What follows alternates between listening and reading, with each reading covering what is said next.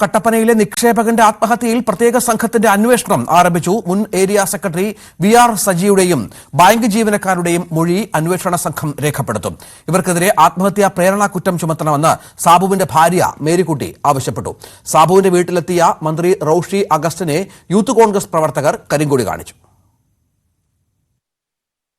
കട്ടപ്പന തങ്കമണി CIമാരുടെ നേതൃത്വത്തിലുള്ള 9 അംഗ സംഘമാണ് സാബുവിന്റെ ആത്മഹത്യയിൽ അന്വേഷണം നടത്തുന്നത്.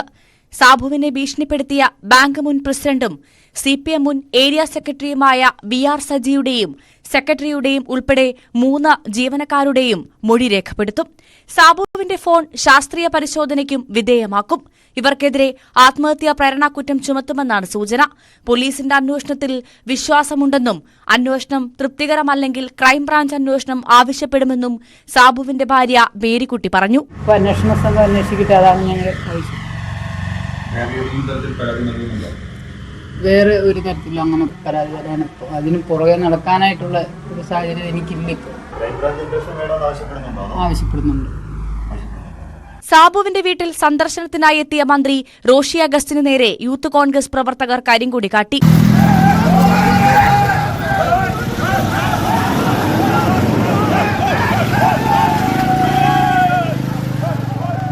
കുടുംബത്തിന് സർക്കാർ സഹായം ലഭ്യമാക്കുന്ന കാര്യം പരിഗണിക്കുമെന്ന് മന്ത്രി. സർക്കാർ എന്തെങ്കിലും സഹായം നൽകുമോ? ഇത്തരം കാര്യങ്ങളൊക്കെ നമുക്ക് ആലോചിക്കുന്നുണ്ട്. അത് കാര്യങ്ങളൊക്കെ ശ്രദ്ധിക്കാം. ഇപ്പോൾ ഉണ്ടായ വിഷയങ്ങളെ സംബന്ധിച്ചിടത്തോളം നമ്മൾ ആ നിലയിലാണ് പ്രാഥമിക അന്വേഷണമാണ് നമുക്ക് നടത്തേണ്ടതായിട്ടുള്ളത്. ഈ ബാങ്കിലുള്ള അവരുടെ പണം അത് തിരിച്ചു കൊടുപ്പിക്കാനുള്ള ഇടപെടലുണ്ടാകും. അതിൻ്റെ യഥാർത്ഥ ചിത്രം നമുക്ക് അന്വേഷണത്തിലല്ലേ അങ്ങനെ കൊടുക്കുകയാണെങ്കിൽ അവർക്ക് ആവശ്യമാണ് തിരിച്ചു കൊടുക്കണമല്ലോ.